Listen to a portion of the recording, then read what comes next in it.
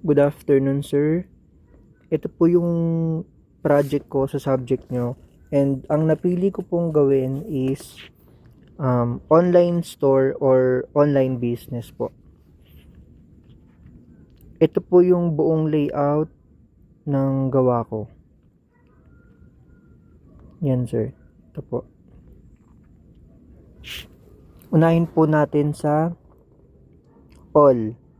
Sa all po, sa all na tab or menu po, makikita po natin lahat ng available na product dito sa store na to. Yan, meron po tayong 6 na menu.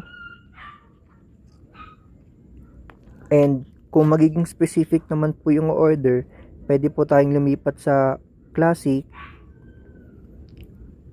Meron po tayong dalawang available na food dito sa classic na menu.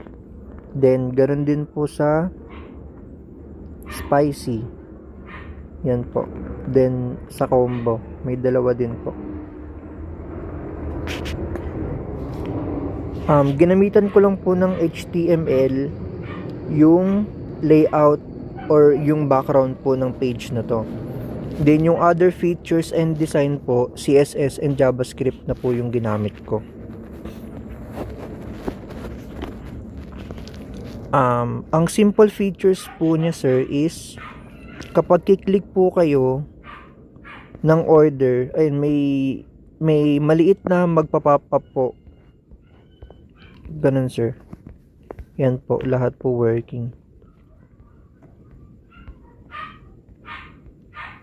Then, naka-indicate na din po dito yung mga price niya.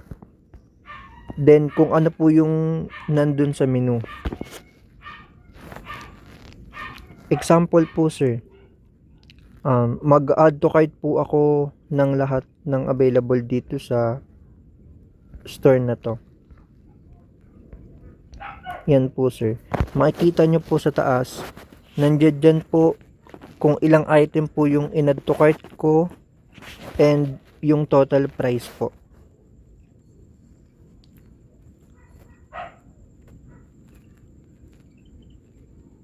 Yan po, sir.